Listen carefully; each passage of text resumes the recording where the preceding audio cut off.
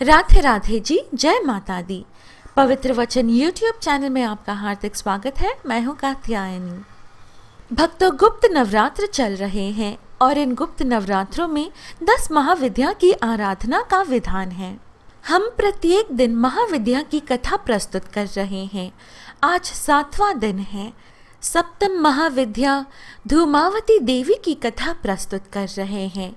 कथा श्रवण करने से पहले हमेशा की तरह जय माता दी, जय धूमावती देवी की लिखकर अवश्य कमेंट करें और इस वीडियो को लाइक करना ना भूलें। यदि आपने अभी तक हमारे चैनल को सब्सक्राइब नहीं किया है तो अभी सब्सक्राइब भी कर दें। जोर से बोलिए, प्रेम से बोलिए, जय माता दी। लिखिए जय माता दी। धूमावती देवी महाविद्याओं में 7वें स्थान पर परिगणित है। इनके संदर्भ में कथा आती है कि एक बार भगवती पार्वती जी भगवान शिव जी के साथ कैलाश पर्वत पर बैठी हुई थी। उन्होंने महादेव से अपनी क्षुधा का निवारण करने का निवेदन किया। कई बार मांगने पर भी जब भगवान शिव जी ने उस ओर ध्यान नहीं दिया, तब उन्होंने महादेव को ही उठाकर निगल लिया। उनके शरीर से धूम राशि निकली। भगवान शिव जी ने उस समय भगवती पार्वती जी से कहा कि आपकी सुंदर मूर्ति धुएं से ढक जाने के कारण धूमावती या धूम्रा कही जाएंगी। धूमावती महाशक्ति अकेली हैं तथा स्वयं नियंत्रिका हैं। इनके कोई स्वामी नहीं है, इसलिए इन्हें विधवा कहा गया है। दुर्गा सप्तशती के अनुसार इन्होंने ही प्रतिज्ञा की थी कि जो मुझे युद्ध में जीत लेगा तथा मेरा गर्व दूर कर देगा वही मेरा पति होगा। ऐसा कभी नहीं हुआ, अतः यह कुमारी है। नारद पांचरात्र के अनुसार इन्होंने अपने शरीर से उग्र चंडिका को प्रकट किया था, जो सैकड़ों गीदड़ियों की तरह आवाज करने वाली थी। महादेव शिव को निगलने का तात्पर्य है उनके स्वामित्व का निषेध। असुरों के कच्चे मांस से इनकी अंगभूता शिवाएं तृप्त हुई, यही इनकी भूख का रहस्य है। इनके ध्यान में इन्हें विवर्ण, चंचल, काले रंग वाली, मैले कपड़े धारण करने वाली, खुले केशों वाली, विधवा, काक ध्वजा वाले, रथ पर आरूढ़, हाथ में सूप धारण किए, भूख प्यास से व्याकुल तथा निर्मम आंखों वाली बताया गया है। स्वतंत्र तंत्र के अनुसार भगवती सती ने जब दक्ष यज्ञ में योगाग्नि के द्वारा अपने आप को भस्म कर दिया, तब उस समय जो धुआं उत्पन्न हुआ उससे धूमावती विग्रह का प्राकट्य हुआ था। देवी धूमावती की उपासना विपत्ति नाश, रोग निवारण, युद्ध जय, उच्चाटन तथा मारण आदि के लिए की जाती है। शाक्त प्रमोद में कहा गया है कि इनके उपासक पर दृष्टाभिचार का प्रभाव नहीं पड़ता है। संसार में रोग दुख के कारण 4 देवता हैं: ज्वर, उन्माद तथा दाह रुद्र के कोप से, मूर्छा विकलांगता यम के कोप से, धूल, गठिया, लकवा वरुण के कोप से तथा शोक, कलह, क्षुधा, तृषा आदि निर्ऋति के कोप से होते हैं। शतपथ ब्राह्मण के अनुसार धूमावती देवी और निर्ऋति एक हैं।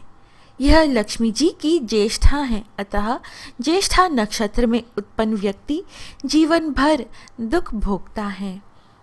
तंत्र ग्रंथों के अनुसार धूमावती देवी उग्र तारा ही है, जो धूम्रा होने से धूमावती कही जाती हैं।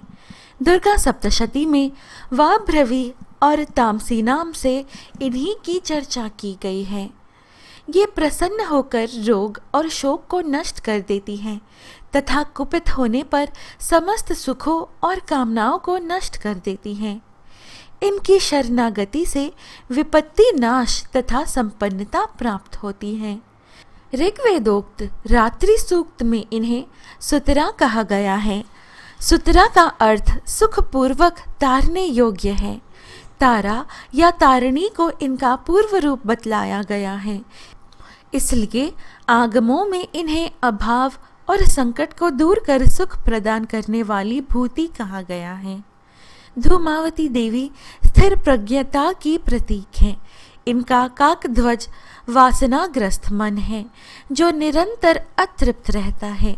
जीव की दीनावस्था भूख, प्यास, कलह, दरिद्रता आदि इनकी क्रियाएं हैं, अर्थात वेद की शब्दावली में धूमावती कद्रू हैं जो वृत्रासुर आदि को पैदा करती हैं। इनकी साधना से जीवन में निडरता और निश्चिंतता आती है। इनकी साधना या प्रार्थना से आत्मबल का विकास होता है। इस महाविद्या के फल से देवी धूमावती सूकरी के रूप में प्रत्यक्ष प्रकट होकर साधक के सभी रोग, अरिष्ट और शत्रुओं का नाश कर देती हैं। प्रबल, महाप्रतापी तथा सिद्ध पुरुष के रूप में उस साधक की ख्याति हो जाती है। इन महाविद्या की सिद्धि के लिए तिल मिश्रित घी से होम किया जाता है।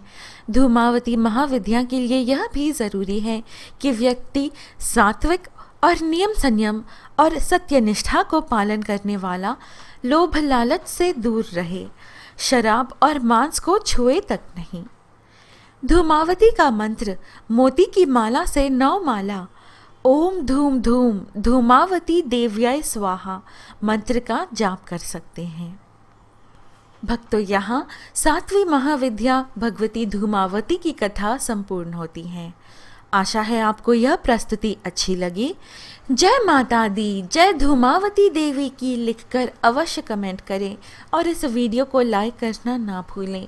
इस प्रकार के और आध्यात्मिक वीडियोस पाने के लिए कृपया हमारे YouTube चैनल पवित्र वचन को सब्सक्राइब कर हमसे बने रहिएगा।